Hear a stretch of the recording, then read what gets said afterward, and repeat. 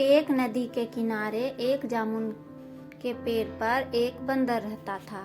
उस पेड़ पर बहुत ही मीठे मीठे जामुन लगते थे। एक दिन एक मगरमच्छ खाना तलाशते हुए पेड़ के पास आया।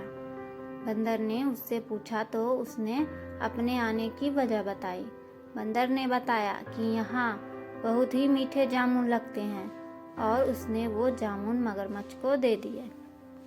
उसकी मित्रता नदी में रहने वाले मगरमच्छ के साथ हो गई। वह बंदर उस मगरमच्छ को रोज खाने के लिए जामुन देता रहता था।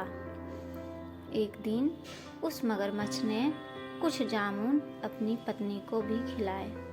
स्वादिष्ट जामुन खाने के बाद उसने यह सोचकर कि रोजाना ऐसे मीठे फल खाने वाले का दिल भी खूब मीठा होगा, उसने अपने पति से कहा कि उसे उस बंदर का दिल चाहिए और वो इसी जिद पर अड़ गई। उसने बीमारी का बहाना बनाया और कहा कि जब तक बंदर का वह कलेजा नहीं खाती तब तक वो ठीक नहीं हो पाएगी।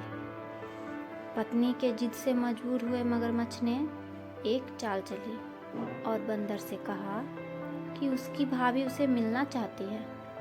बंदर ने कहा कि वो भला नदी में कैसे जाएगा। मगरमच्छ ने उपाय सुझाया कि वह उसकी पीठ पर बैठ जाए ताकि सुरक्षित उसके घर पर पहुंच जाए।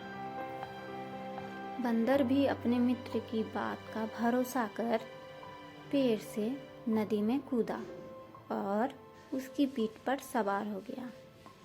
जब वे नदी के बीचों बीच पहुंचे तो मगरमच्छ ने सोचा कि अब बंदर को सही बात बताने में कोई हानि नहीं है और उसने भेद खोल दिया कि उसकी पत्नी उसका दिल खाना चाहती है। बंदर का दिल टूट गया। उसको धक्का तो लगा, बुरा भी लगा, लेकिन उसने अपना धैर्य नहीं खोया।